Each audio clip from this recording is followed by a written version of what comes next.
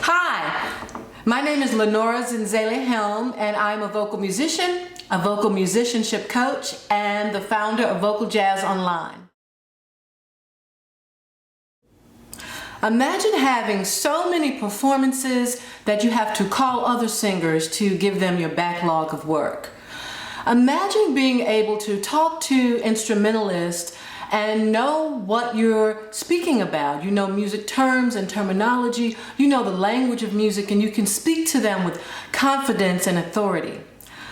Imagine being able to take your ideas for lyrics and melody and put them into songs without having to have a third party, a producer or a music director actually translate or articulate for you, but you are empowered to express yourself fully in your music.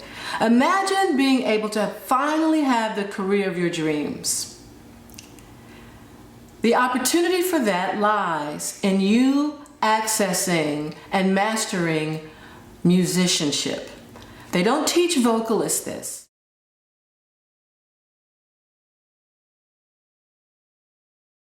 You want to be able to play a melody, ba-da-da, sing a melody, ba-da-da-da-da-da, and go to it. And then start and go from there to build your song, to build your idea, and to actually be empowered to express yourself fully. Number one, they don't work with a mentor and they don't have a sponsor. I'll tell you a little bit about what those two are and how to get them. They don't work in community. They don't work with a network of singers or in community. They work alone, and they continue doing it year in and year out. Number three, they're so busy learning the tricks of the trade that they don't learn the trade. They focus on social media, their website, artist development.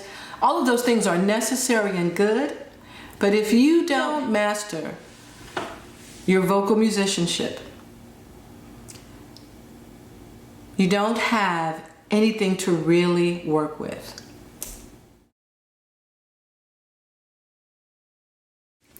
You know, life happens to all of us.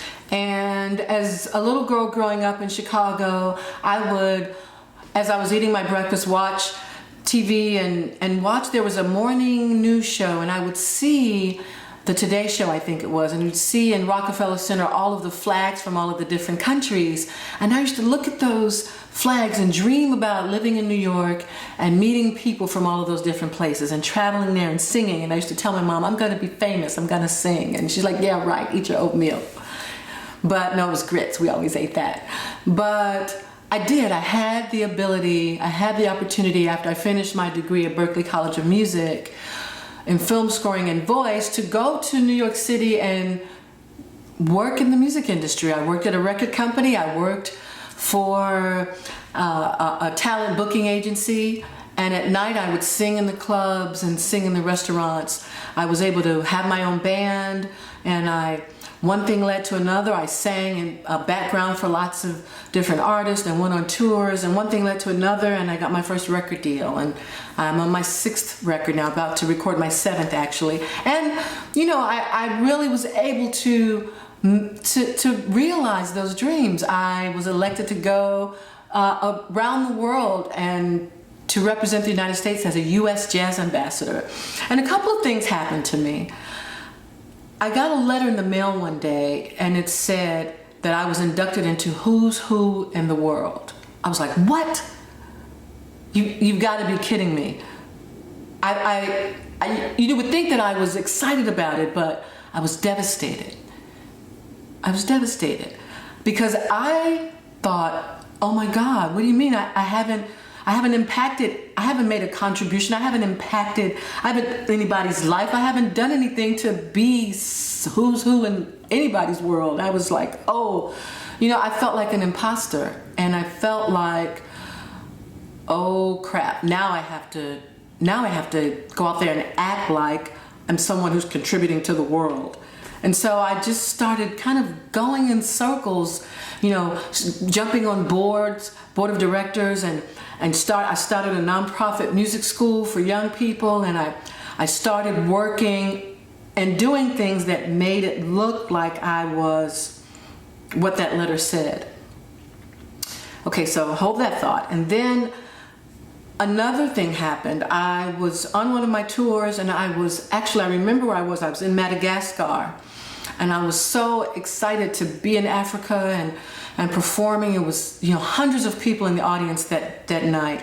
And I went back to my hotel room, and I sat on the side of the bed, and I said, this can't be it.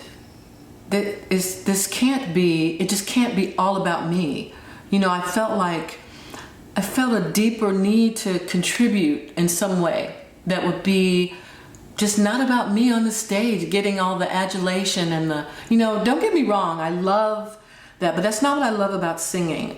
What I love about singing is the part of connecting with people and being able to be a teacher, be a healer, be a friend, and to learn and to get, there's this incredible energy you feel when you're on stage singing, and it's not about being in the center of attention.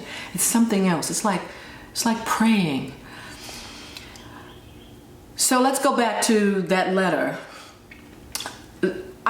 When you are not sure what it is that is the core of why you're an artist, when you don't know your why, and when you feel a deeper need to serve, and it's really difficult to find how that meets. Because in the music industry, there are lots of different messages you get in the media and from people about the shoulds and record companies about what an artist should be about. But no one can tell you that on the outside. It comes from the inside. But especially if you don't understand that you are a teacher. All singers are teachers. That's the number one secret. That's the number one secret. And this is why I say that. If you are a teacher, not in the classroom sense, but follow me here for a second. You have lyrics, that means you have a story. If you have a story, what's in the story? The story is about many things if you choose correctly. You can heal. You can bring people to love. Words have power. One of my favorite icons, Maya Angelou, talks about words being things unconvinced. So words are really important because with an intention for those words that is positive and that is directed for the service of humanity and for your audience, you have an incredible power as a singer to do things beyond your imagination. But not unless you understand that you are a teacher. So imagine thinking that you are a teacher. Then you're teaching people how to treat you. You're teaching people, you can teach people how to treat each other. You teach your musicians how to treat you. If you have the confidence, because you have the musicianship. You are confident in the language of music. You don't have that insecurity that makes you hold back or be shy or be uncomfortable saying exactly what you need and what you want because you don't know the words. It's kind of like watching a young person, a child, try to articulate and express themselves, but they don't have the vocabulary yet. So working on your musicianship gives you that vocabulary that you can interact and articulate and teach and be in your power, truly. So I want you to know that that's the most important thing that you want to work on. Your musicianship. You are a teacher. You are a leader. You are a singer. You are a teacher. and you want to work in your absolute power.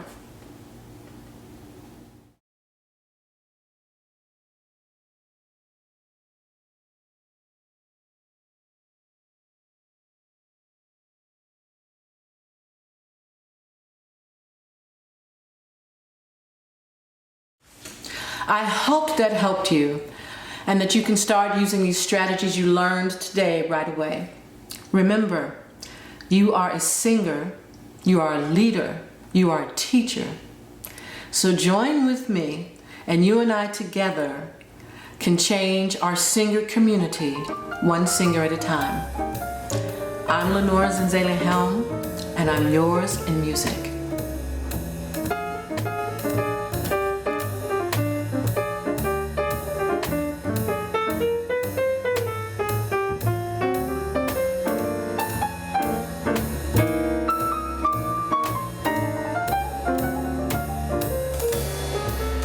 The more I'm with you, pretty baby, the more I feel my love increase.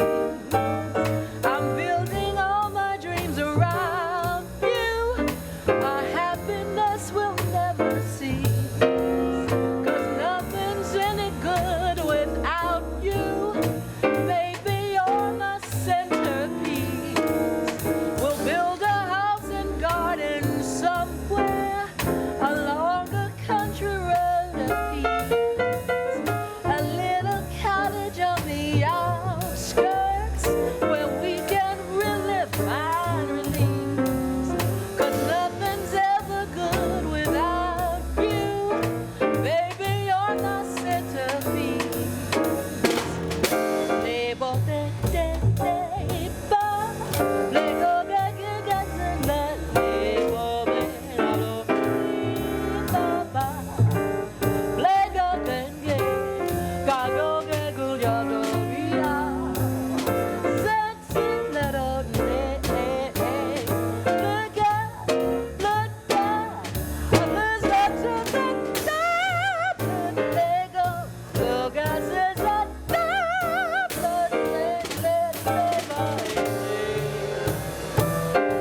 Go go get go ba da da da da da